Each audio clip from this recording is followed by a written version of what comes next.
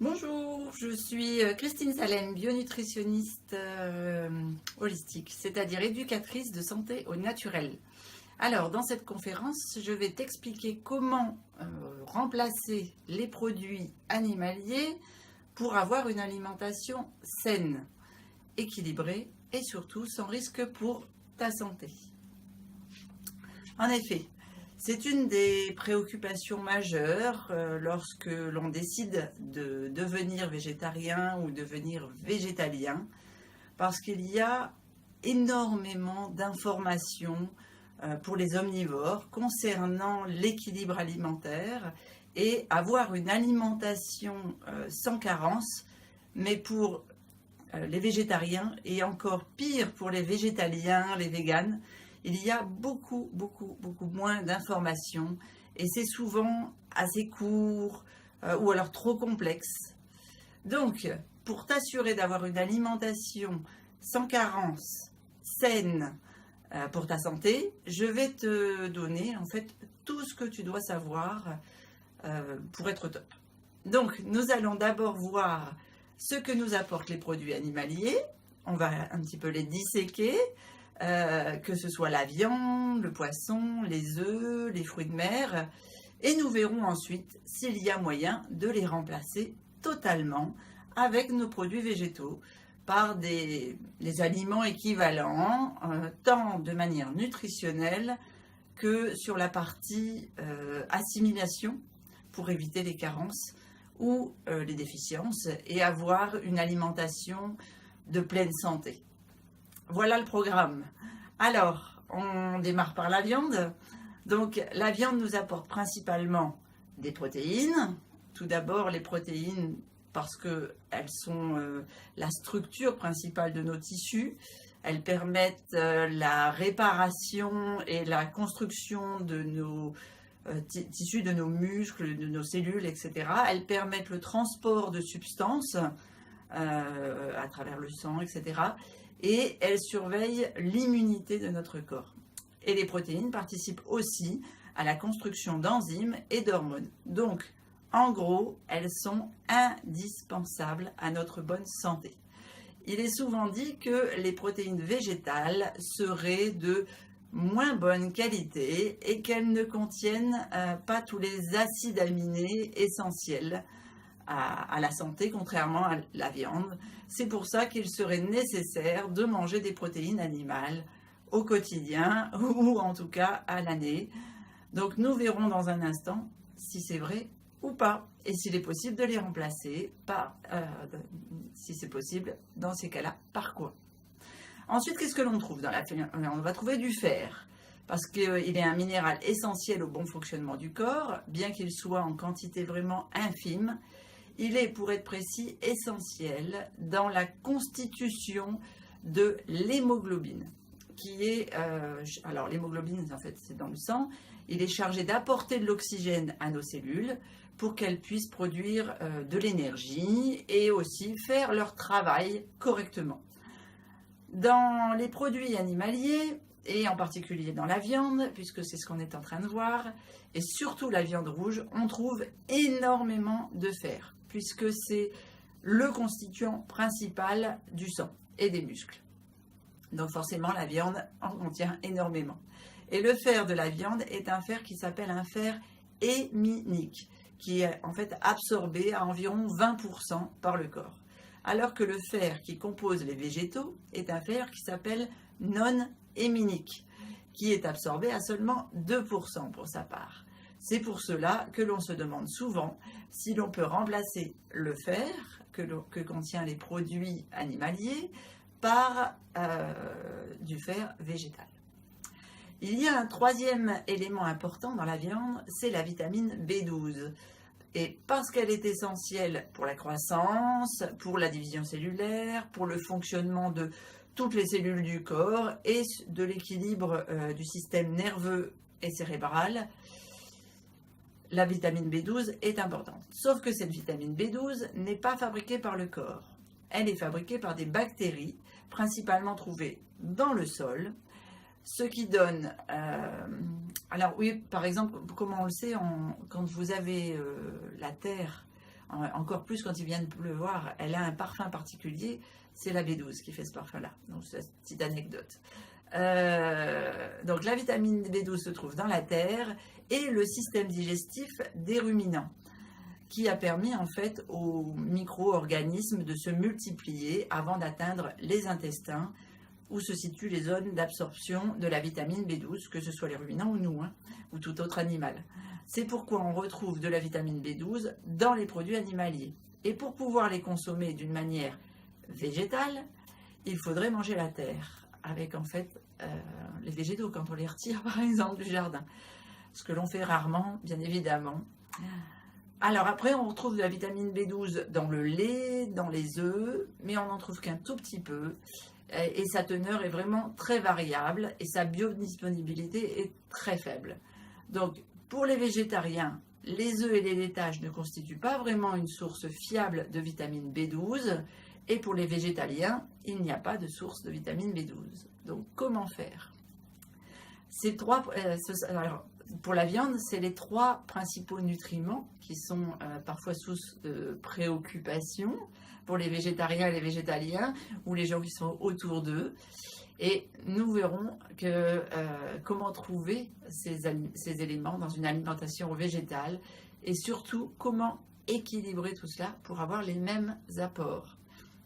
Mais avant ça, on va passer maintenant au poisson, qui est la deuxième préoccupation, parce que le poisson nous apporte effectivement d'autres éléments nutritifs. Donc, le poisson et les fruits de mer nous apportent en général des protéines, elles aussi. Donc, c'est la même problématique que pour la viande, ce que je viens de vous expliquer. Et aussi des acides gras essentiels. Alors, il faut savoir qu'il existe 3 sortes d'acides gras. Les acides gras saturés, les acides gras monoinsaturés et les acides gras polyinsaturés.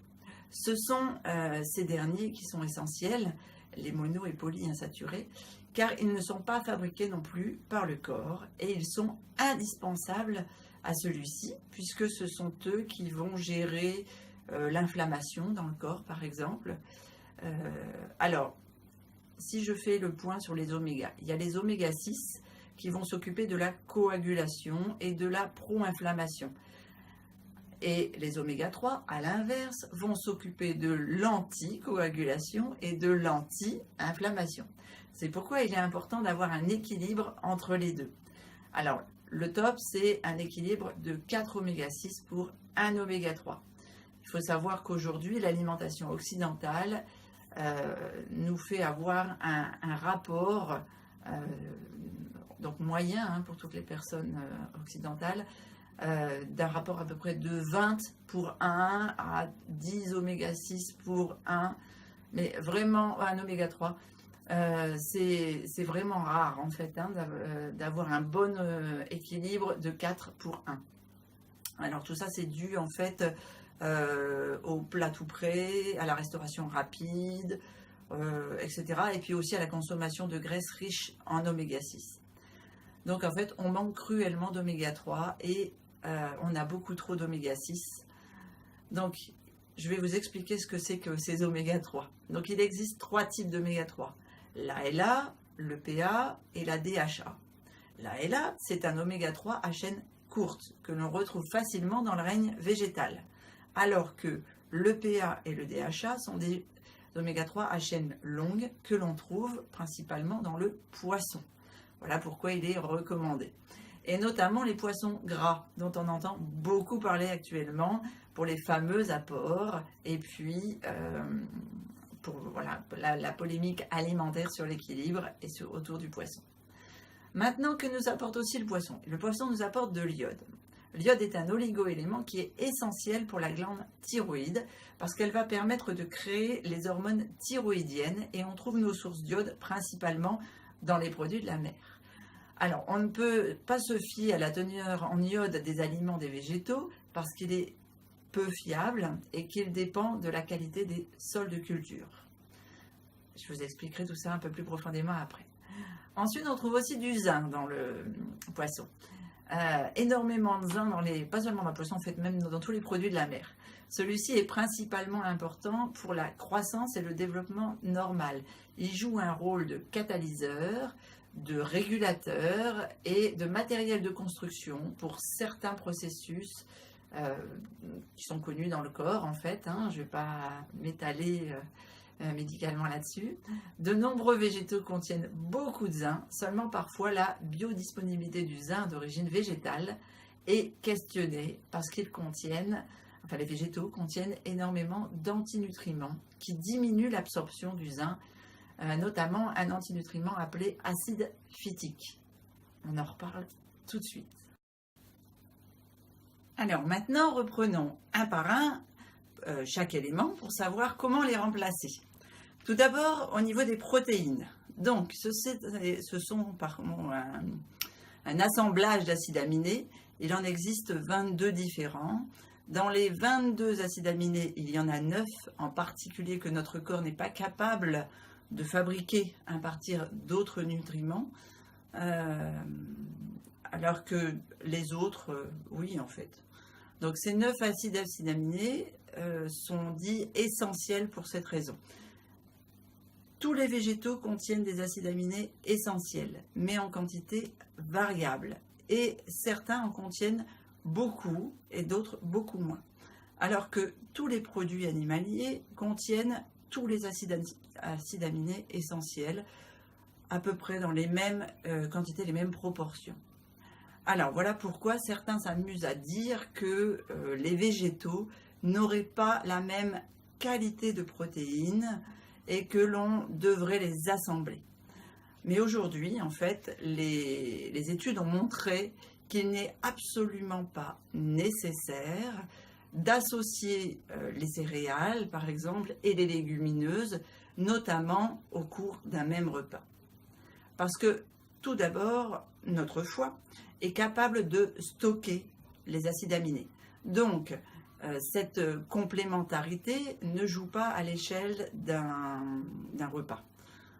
On va dire que ça joue plutôt à l'échelle d'une journée, voire quasiment 2 jours éventuellement, c'est-à-dire pas loin de 48 heures.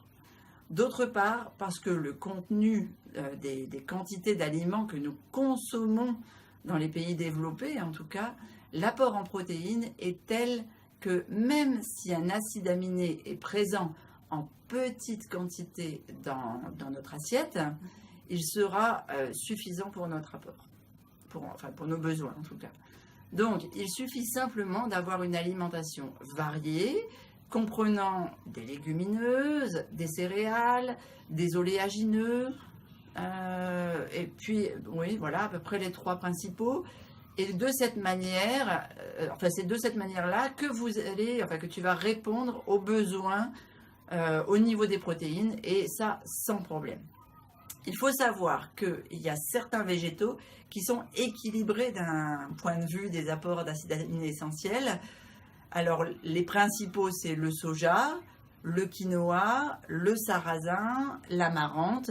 Donc, si tu veux vraiment être sûr que tu as tous les apports d'acides aminés dans le même repas, eh bien, il te suffit d'intégrer chaque jour sur un même repas, soit du soja, soit du quinoa, soit du sarrasin, ou encore quelques graines d'amarante, pour t'assurer au niveau de tes apports qualitatifs en protéines et être serein.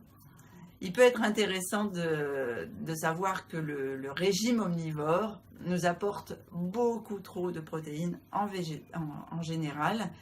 Et en France, par exemple, l'apport protéique chez les adultes est en moyenne 1,4 g par kilo par jour, alors que normalement, dans un objectif optimal, on est à 0,8 g de protéines par kilo par jour. Donc, un excès de protéines animales n'est pas sans conséquence, puisque ça produit une poussée d'urée, une poussée d'acide urique, qui peuvent dépasser les capacités de purge en fait, des reins, du coup fatiguer les reins et fatiguer aussi le cœur. Donc, pour l'apport en protéines, je pense que te voilà rassuré du moment que tu as une alimentation variée et de bonne quantité, de bonne qualité. Voilà, tout va bien.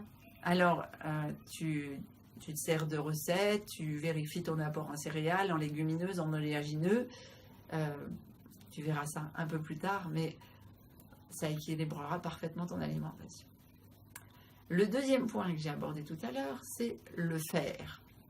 Donc, le fer au niveau des végétaux est très peu absorbé. Donc, comme c'est du fer non héminique, certains font croire que les végétariens et les végétaliens, qu'il y a beaucoup plus de carences en fer chez eux, alors que si on regarde les analyses sanguines médicalement, on se rend bien compte que ce n'est absolument pas le cas. Les personnes déficientes ou carencées en fer le sont aussi bien en tant qu'omnivore qu'en tant que végétarien qu'en tant que végétalien. Le nombre de personnes déficientes en fer est totalement équitablement réparti dans chaque régime alimentaire. Un peu plus chez les femmes que chez les hommes, ce qui est lié en fait aux règles. On rencontre donc autant de carences en fer chez les omnivores que chez les végétariens ou les végétaliens. Car finalement, le fer non héminique, donc végétal, est peut-être beaucoup moins absorbé que le fer héminique, mais les végétaux contiennent énormément de fer. Et les aliments interagissent en fait entre eux, et la proportion absorbée au final dépendra de l'ensemble du repas et de ton alimentation. C'est pourquoi nous n'allons pas en fait nous intéresser à la quantité de fer qu'il y a dans les végétaux, mais on va plutôt optimiser son absorption. Alors, 2-3 trucs. La première chose à savoir, c'est que la vitamine C augmente l'absorption du fer de 4,14 fois son absorption normale. Donc, comme en général les aliments que l'on consomme en tant que végétarien ou végétalien sont assez riches en vitamine C, surtout qu'on va aller chercher chez le producteur, etc. Il n'y a pas trop de stockage ni de livraison. C'est sûr que le transport varie sur la quantité de vitamine C aujourd'hui.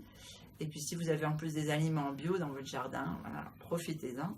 Donc ça, c'est déjà un très bon point pour nous. Donc pour cela, il te faut manger des crudités en début de repas, car la plupart des végétaux sont riches en vitamine C, mais la vitamine C est l'une des plus sensibles à la chaleur. C'est-à-dire à partir du moment où tu fais cuire, c'est terminé. C'est aussi ce pourquoi, en fait, il est préférable de manger des crudités en début de repas. Il y a d'autres raisons, mais ça en fait partie, car la plupart des végétaux sont riches en vitamine C. Tu peux par exemple rajouter quelques gouttes de jus de citron dans tes plats, ça va l'enrichir encore plus en vitamine C lorsque tu fais l'assaisonnement de tes carottes ou de tes concombres. Et puis ensuite, il va falloir aussi, ça c'est la deuxième chose pour cette absorption de fer, faire tremper tes noix, tes graines, tes légumineuses avant de les cuisiner, parce qu'elles sont riches, tout à l'heure j'en parlais, en phytate, qui est un inhibiteur de l'absorption du fer notamment. Cependant, le fait de les laisser tremper durant 24 heures au minimum va permettre de réduire en fait en grande quantité les phytates qui vont rester dans l'eau de trempage en fait, puisqu'ils sont hydrosolubles, donc surtout tu ne consommes pas cette eau de trempage. Donc pense à les laisser tremper, à les rincer aussi, pour que ça permette une meilleure absorption du fer quand tu les consommeras. Évitez de prendre également du thé noir ou du café pendant ou juste à la fin du repas, puisque ces boissons vont se diluer dans ton estomac et qu'elles contiennent des tanins qui s'agglomèrent au fer et bloquent son absorption. Donc, préfère les espacer du repas ou les éviter même totalement, pourquoi pas. Donc là, nous venons de voir qu'au niveau du fer, il n'y a aucun souci. Donc pas de problème non plus, et que lorsque l'on optimise son alimentation pour favoriser son absorption, il n'y a pas de déficience ou de carence en fer possible. Maintenant, si ton taux de fer est déjà un peu bas par exemple, peu élevé, et que tu veux apporter des aliments qui soient riches en fer, je te conseille de prendre des algues, des graines de sésame par exemple, que tu viens fraîchement de moudre, des graines de citrouille aussi à croquer, du persil frais, mais du persil frais à toutes tes crudités, de l'ortie, parce que ce sont des aliments qui sont très très très riches en fer et qui te permettront de remonter ton taux si jamais il est un peu faible. À présent, je passe à la vitamine B12. Alors, on a vu qu'on n'en trouvait pas forcément facilement finalement dans les végétaux. Donc, pour les végétariens et les végétaliens, ils peuvent en avoir... Alors, non, plutôt pour les végétariens uniquement. Ils vont en avoir un tout petit peu dans les œufs et le lait. Mais ce n'est pas forcément un aliment idéal. Le lait, on le verra ça plus tard. Mais la teneur, de toute façon, en fer de ces deux aliments est très faible et très variable. Donc, comment faire pour trouver et compléter tes apports en vitamine B12? Eh bien, il n'y a pas d'autre solution que la supplémentation. Et ça, et pour les végétariens et pour les végétaliens. Cette vitamine, elle est stockée dans ton foie. Elle peut couvrir tes besoins pendant environ 4 ans tant que tu as été omnivore. Mais pour éviter d'arriver jusqu'à la carence, voire la déficience, eh bien, il est intéressant de te supplémenter, sachant que l'excès de vitamine B12 n'est pas toxique. Il sera simplement éliminé par le corps. Donc, il n'y a pas de risque à te supplémenter en vitamine B12, même si l'on n'est pas en carence, en fait, ou en déficience, d'accord? Pour te supplémenter, je reviendrai sur un chapitre spécial pour les compléments alimentaires, mais pour te supplémenter, la vitamine B12 se trouve sous différentes formes. La plus intéressante, ce sera la cyacobalamine, qui est la plus stable et la moins coûteuse.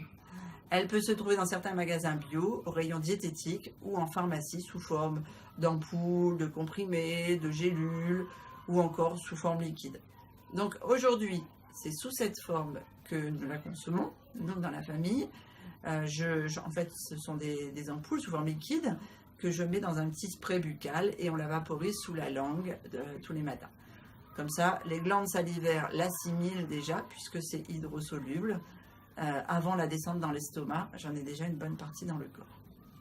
Tu as peut-être déjà entendu dire que, si tu t'es intéressé à la question en tout cas, les algues comme la spiruline, la chlorelle, ou encore le kombucha, le tempeh, etc., ou même des fois on voit certains paquets de gâteaux, peuvent nous apporter de la vitamine B12. Mais ce ne sont pas des sources fiables de vitamine B12, car ce sont des analogues à la B12, donc des molécules qui ressemblent beaucoup, certes, sans toutefois avoir les effets biologiques. Donc elles ne peuvent pas être considérées comme des apports intéressants de vitamine B12.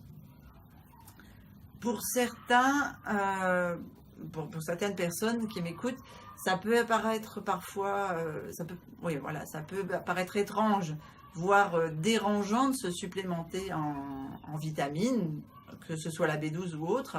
Il faut pourtant savoir qu'aujourd'hui, la viande est supplémentée en vitamine B12 parce que les animaux d'élevage n'ont pas une alimentation totalement herbivore au sens propre du terme. Les éleveurs sont obligés de les complémenter en vitamine B12, tout simplement parce qu'ils ne vont pas brouter dans les champs, arracher l'herbe avec la terre, tout à l'heure je vous ai expliqué. Et donc pour optimiser la croissance de leurs animaux, ils doivent les supplémenter en vitamine B12. Donc finalement, que l'on supplémente l'animal et qu'ensuite on mange la viande pour avoir la vitamine B12, ou que l'on se supplémente soi-même directement en vitamine B12, il n'y a pas beaucoup de différence au niveau de notre vitamine B12. Au moins, on peut se supplémenter avec confiance puisqu'on va choisir nous-mêmes la qualité du supplément. Voilà. Donc, pour résumer, pour remplacer la viande de manière efficace et sans carence, il suffit de manger des céréales, des légumineuses, des oléagineux, en pensant à les laisser tremper au moins 24 heures. Accompagné d'algues, de champignons. Alors, je n'ai pas accès à une connaissance scientifique nutritionnelle sur les champignons aujourd'hui. Je sais qu'ils sont pleins de protéines et de vitamines également, que si vous les choisissez bio, leurs apports seront très intéressants et ils n'auront pas les effets toxiques parce qu'en fait, si vous voulez, le hic des champignons, alors je vais faire une petite parenthèse, quand vous allez cueillir vous-même vos champignons dans les bois ou les produits d'agriculture conventionnelle. Il faut savoir que le champignon, c'est comme une éponge à toxiques. Il purifie l'air, il purifie les sols, l'eau, etc. Donc, il renferme énormément de produits dangereux. Donc, c'est pour ça qu'il faut éviter les champignons sauvages et que je vous oriente, enfin, que je t'oriente sur le bio. Donc, il te suffira aussi, si je reviens à ma conférence, de manger des crudités en début de repas, d'éviter le thé noir et le café, de te supplémenter en vitamine B12 de bonne qualité. Donc, je suis ici, rien de très compliqué. Alors maintenant, voyons si on peut faire aussi simple pour remplacer les produits de la mer. À tout de suite. Alors, les produits de la mer. Donc, nous avons vu que les produits de la mer contiennent des acides gras essentiels qui étaient surtout des oméga 3. Qu'il en existait 3, je vous rappelle, l'ALA, le PA, le DHA, et que c'est le PA et le DHA que l'on trouve dans les produits de la mer, surtout les poissons gras, mais que l'on ne trouve pas dans le règne végétal. Donc, il faut savoir que nous avons la capacité de transformer l'ALA en EPA, puis en DHA. Donc, si on a un apport suffisant en oméga 3 ALA, donc végétal, normalement, il ne devrait pas avoir la nécessité de consommer des oméga 3 à chaîne longue, donc ce qu'on appelle le PA et la DHA. L'ALA, elle se trouve dans les feuilles des végétaux, mais aussi dans... Alors, donc on va les trouver dans certaines graines particulièrement, et on va les retrouver forcément concentrées dans les huiles extraites à froid. Par exemple, l'huile de lin qui en contient 52,8%, de cameline 18,3%, de chanvre 17,5%, de noix de Grenoble 12,2%, de colza 9,6%, de germe de blé non toasté 7,8%, et encore de soja 7,7%, mais cette dernière huile n'est pas très appréciée par le corps, donc on en reparlera. Les autres huiles, notamment l'huile d'olive, ont une teneur négligeable en oméga 3, inférieure à 1%. Mais comme on l'a vu, l'alimentation occidentale est surchargée en oméga 6. Il y en a beaucoup trop par rapport à l'utilisation d'huile végétale à travers par exemple l'huile de cartame, l'huile de maïs, l'huile de pépins de raisin, l'huile de tournesol, l'huile de sésame toastée, les aliments industriels également, les œufs, les produits laitiers, etc. qui font que l'on a un apport beaucoup trop important en oméga 6 et que nos apports en ALA ne seront pas suffisants par rapport à notre alimentation. De plus, il y a une telle campagne contre les acides gras et les graisses qui font soi-disant grossir, bougent nos artères, etc., que l'on a pris l'habitude de réduire considérablement nos apports d'acides gras sans faire de distinction entre les différentes graisses et les différents lipides, et qu'aujourd'hui nous sommes plutôt en déficience, voire même en carence d'acides gras, que ce que l'on devrait pour pouvoir transformer l'ALA en EPA puis en DHA. Alors, ce qu'il faut savoir, c'est que si je reprends l'exemple des poissons et des fruits de mer, ils sont incapables aussi, eux, de fabriquer leur EPA et leur DHA, d'accord, les oméga 3 à chaîne longue. Pour pouvoir les fabriquer, ils ont, comme nous, besoin de consommer des apports en oméga 3 ALA. Alors, comment ils font? Par les micro-algues, ou bien alors pour les poissons carnassiers, consommer des poissons qui, eux, ont mangé des micro-algues.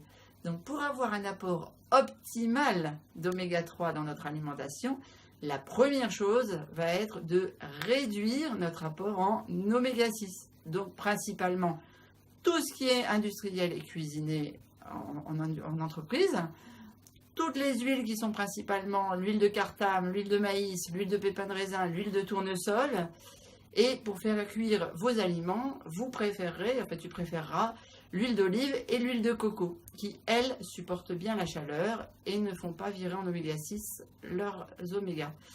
On ajoutera à notre alimentation 1 à 2 cuillères à soupe d'huile riche en oméga 3, que l'on consommera crue, Donc, par exemple, dans tes salades, dans tes céréales, dans tes yaourts, si tu en manges.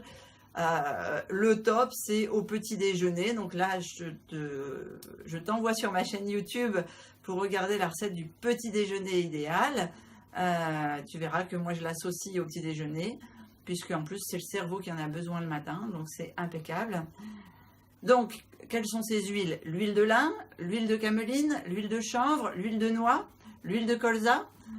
Et également ta consommation de, par exemple, 6 ou 7 noix fraîchement ouvertes ou une cuillère à soupe de graines de lin fraîchement moulues qui t'apporteront ainsi une bonne quantité d'ALA.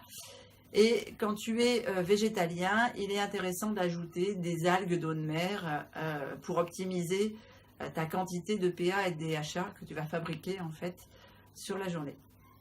Alors maintenant, l'iode. On a vu que la quantité des végétaux en iode n'était pas très fiable parce que ça va dépendre réellement de la qualité du sol de culture qui elle-même en fait va être variable selon la géographie, les précipitations, etc. Donc pour combler tes besoins en iode lorsque tu es végétarien ou végétalien, il sera très très important d'inclure des algues à ton alimentation. Parce qu'elles sont très riches en iode, des algues marines hein, bien sûr, et pourra donc ainsi combler tes besoins en iode. On a vu aussi que les produits marins apportaient du zinc. Alors, le zinc, ça va être à peu près la même chose que le fer. C'est-à-dire qu'il y a beaucoup d'aliments qui contiennent du zinc, notamment les oléagineux, qui sont très très intéressants d'ailleurs en source de zinc. Cependant, on l'a vu tout à l'heure, ces aliments contiennent des antinutriments qui s'appellent les acides phytiques. Donc, l'intérêt ici ne va pas forcément être de voir quels sont les aliments qui sont riches en zinc, mais de favoriser, d'optimiser leur absorption en éliminant un maximum les antinutriments. Donc, pour réduire au maximum l'acide phytique, il va y avoir un grand intérêt à faire quoi? On l'a vu tout à l'heure, à tremper tes graines, tes oléagineux avant de les consommer et à les faire germer, pourquoi pas également, pour augmenter la biodisponibilité du zinc dans les oléagineux et les graines. Donc, alors, oui, c'est peut-être une technique qu'il va falloir que tu apprennes pour la germination. On y reviendra un jour. Alors, bien sûr, la consommation d'algues permettra d'avoir un bon apport en zinc également. Si je résume pour les produits de la mer, pour pouvoir remplacer de manière efficace le poisson, les fruits de mer, il va te falloir manger des légumineuses, des céréales, des oléagineux, en pensant à les laisser tremper et éventuellement les faire germer. Rajouter des algues dans ton alimentation qui vont t'apporter finalement à peu près tout ce que le poisson ou les fruits de mer pourraient t'apporter.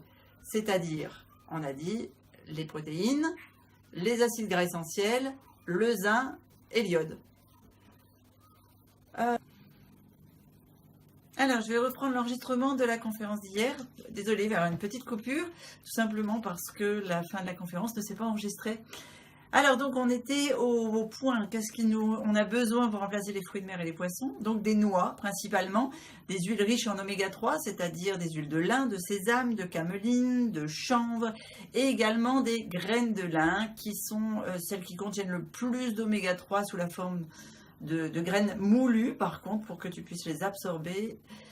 Donc, voilà, rien de très compliqué non plus, en fait, au niveau des poissons et des fruits de mer, hein, comme la viande, tu le vois avec quelques connaissances, tu peux largement remplacer les produits animaliers sans risque du moment que tu as une alimentation variée, équilibrée avec des fruits, des légumes, des légumineuses, des céréales complètes, des oléagineux, des champignons et des algues. Voilà, je crois que j'ai fait à peu près le tour. Pense à bien faire tremper tes graines, tes oléagineux, tes légumineuses et tes céréales. au moins 24 heures, en fait, pour éliminer un maximum les antinutriments qu'ils contiennent. Donc, pour t'expliquer, en fait, les antinutriments, pourquoi ces graines possèdent des antinutriments, en fait, tout simplement pour pouvoir se protéger des insectes et des intempéries, et ainsi se transformer en belles plantes plus tard. Donc, ces antinutriments nous empêchent d'absorber le zinc, le fer, etc. Donc, il faut les éliminer. Il te faut aussi rajouter du cru à ton alimentation pour pouvoir profiter des vitamines et des minéraux, parce qu'ils sont très fragiles à la chaleur. On a vu notamment la vitamine C. En début de chaque repas, pour préparer ton corps au repas et bénéficier de l'apport en vitamine C, et ainsi mieux fixer le fer et donc augmenter ses pouvoirs d'absorption. Alors pense au jus de citron par exemple. Ajoute des huiles pressées à froid riches en oméga 3. On reviendra dessus plus précisément dans le module. Ces huiles, on ne les cuit pas, on les conserve au frigo quand elles sont ouvertes et on les mange crues. Donc je te disais, la température de conservation c'est en dessous de 8 degrés après ouverture. Donc je pense notamment à l'huile de lin, l'huile de sésame non toastée, l'huile de cameline, l'huile de chanvre, l'huile de germe de blé, etc. Il y en a peut-être encore quelques-unes que voilà, j'ai oubliées. Et puis évite les inhibiteurs tels que le thé noir, le café, qui vont t'empêcher de fixer ton fer. Ce sont peut-être des données et des informations que tu ne connaissais pas avant. Elles restent pourtant simples. Sers-toi du tableau récapitulatif que je te donne à la fin. Affiche-le quelque temps sur ton placard, sur ton frigo, pour l'intégrer, l'assimiler, l'enregistrer, le comprendre et puis en faire une habitude. Tout reste simple à appliquer sur le fait d'être végétarien ou végétalien en pleine santé du moment que tu manges équilibré et que tu respectes les quelques points que tu viens d'entendre, qu'on vient d'aborder. Il y a quelquefois, non, pas quelquefois, il y a quelque chose d'important à prendre en compte, que les omnivores oublient très très souvent et qui pourrait être le point de conclusion de ma conférence, c'est que les produits animaliers n'apportent pas que des bonnes choses. Effectivement, les produits animaliers apportent aussi de nombreuses mauvaises choses. Et justement, en devenant végétarien ou végétalien, tu vas pouvoir éliminer ces choses. Par exemple, il va y avoir toutes les graisses saturées que tu trouves en grande quantité dans la viande, par exemple. Tu vas aussi retrouver beaucoup de produits toxiques, comme par exemple les hormones, les antibiotiques, les pesticides, les polluants qui se sont fixés dans la graisse de la viande ou des poissons et qui viennent ensuite se fixer dans ton propre corps par les graisses ou les muscles. Et on va avoir aussi beaucoup moins de métaux lourds comme le mercure que tu retrouves notamment aujourd'hui dans le poisson pollué malheureusement par notre faute, l'être humain. Donc finalement, avoir une alimentation végétalisée sera d'abord beaucoup plus simple pour toi. Elle restera simple du moment que tu as une alimentation équilibrée et variée et que tu appliques les conseils que je viens de te donner. Et puis, amuse-toi. Voilà, le plaisir, c'est amuse-toi. Pour conclure cette conférence, je vais te donner 3 petites astuces holistiques pour pouvoir optimiser tes vitamines, tes minéraux. Donc, alors, 3 astuces. La première astuce, ça va être d'ajouter des graines germées à tous tes repas. La graine germée, c'est la phase entre la graine et la plante. Et pendant la germination, il se produit un processus qui multiplie jusqu'à 1000 fois les vitamines et minéraux qui sont contenus dans la graine. Enfin, dans la graine quand elle est sèche, en fait. Pour pouvoir, elle s'en sert pour se développer simplement. Et donc, le fait de germer, de la faire germer et de consommer ces germes, tu peux en profiter pleinement. Donc, ces graines germées vont apporter pléthore de vitamines, de minéraux biodisponibles en plus. En plus, elles vont se gorger d'enzymes qui vont pouvoir t'aider à digérer les aliments qui en sont dépourvus, suite à la cuisson par exemple. Donc, il suffit de manger 2 cuillères à soupe par jour de graines germées pour pouvoir profiter pleinement de leurs bienfaits. Alors, tu peux en ajouter partout, hein, dans tes salades, dans tes garnitures, sur tes purées, dans la soupe par exemple, mais aussi dans tes sandwichs, dans tes jus de fruits, dans les smoothies, etc., etc., etc. Les graines germées, ça se met, ça colorie tes plats et ça se met partout. Deuxième astuce, ça va être d'ajouter des légumes fermentés à tes repas. Alors, qu'est-ce que c'est que les légumes fermentés? Les légumes fermentés, ce sont des légumes qui ont été placés à l'abri de l'air, qui ont été conservés grâce à de l'eau et du sel. Et ce procédé permet aux bactéries qui sont contenues dans les légumes de les prédigérer et de les rendre plus solubles, pour permettre en fait une meilleure facilité d'absorption. En plus de ça, elles font augmenter la teneur en vitamines des légumes et les bactéries qui sont contenues en fait dans ces aliments fermentés vont agir comme un probiotique pour rééquilibrer notre flore intestinale, d'où leur gros avantage. Donc, comme les graines germées, il te suffit d'en rajouter à tes salades. Tu mets 2 cuillères à soupe de radis noirs fermentés dans une salade de carottes râpées par exemple, à tes sandwichs, un petit peu de choux fermentés dans ton sandwich, dans tes soupes, dans tes plats. Il suffit d'en rajouter 1 à 2 cuillères à soupe par jour pour profiter pleinement de leurs bienfaits et avoir ton lot de vitamines et de minéraux. Troisième astuce, ça va être de boire des jus de légumes, puisque en fait le jus de légumes, c'est un moyen facile de faire le plein de vitamines et de minéraux tout en alcanisant notre corps. En fait, tout l'intérêt des jus de légumes va être d'enlever les fibres aux fruits et aux légumes. Alors, je te dirais à peu près que les fibres sont utiles, mais là, tu vas voir qu'il y a un petit truc. Ça va te permettre de cette façon-là d'avoir une assimilation rapide d'énormément de nutriments. Et il te serait vraiment impossible de manger autant de légumes et de fruits au cours d'un même repas. Je prends par exemple l'exemple du jus de carotte. Pour faire un grand verre de jus de carotte, il te faut à peu près une dizaine de carottes et une pomme. Alors, est-ce que tu crois que tu saurais manger à chaque repas 10 carottes crues comme ça, là, à la croque? Non, je suis persuadée que non, ça fait une trop grosse quantité, ou alors tu aurais des désordres intestinaux. Donc du coup, ce qui va être intéressant dans les jus de légumes, c'est que tu vas apporter toutes les vitamines et tous les minéraux qu'il y a par exemple, dans mon jus, 10 carottes et une pomme crue, mais sans les fibres. Du coup, ça ne va pas demander un effort à ton système digestif, et du coup, ça va permettre au corps de se concentrer sur la régénération de ton organisme. Et de plus, ça va te permettre quelque chose de très très intéressant. Ça va te permettre de profiter des légumes que tu n'aimes pas trop manger et que du coup tu peux mettre dans tes jus, comme par exemple, il y a des gens qui ne sont pas très amateurs d'épinards ou de choux. Voilà. Donc du coup, le fait de les mettre dans les jus, de les camoufler avec un fruit, par exemple au niveau du goût, te permet de profiter tout de même de leurs bienfaits.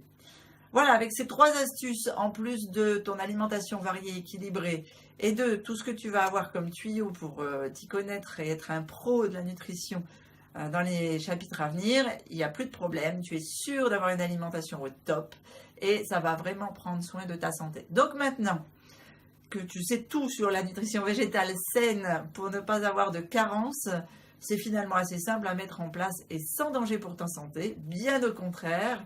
Je dirais que ça va te permettre d'avoir une alimentation encore plus au top, plus saine et de prendre soin de toi. Donc, en complément de ma vidéo, de cette conférence, tu vas retrouver un fichier PDF dans lequel je t'ai mis mes 3 astuces de nutrition holistique et des recettes pour pouvoir préparer les quelques petits trucs que je viens de te soumettre. Je te souhaite une excellente semaine. Je te demande comme exercice de simplement assimiler les différents apports de la viande, du poisson, des fruits de mer. On y revient beaucoup plus en détail dans les chapitres 1 et 2. Et d'introduire dans ton alimentation les aliments de remplacement. Explique-moi comment tu t'y prends au quotidien. Quels sont tes petits trucs et tes petites astuces. Partage-les avec les autres. Et je te retrouve la semaine prochaine pour un cours beaucoup plus précis sur les protéines et les glucides. À ciao! Bonne semaine les VG!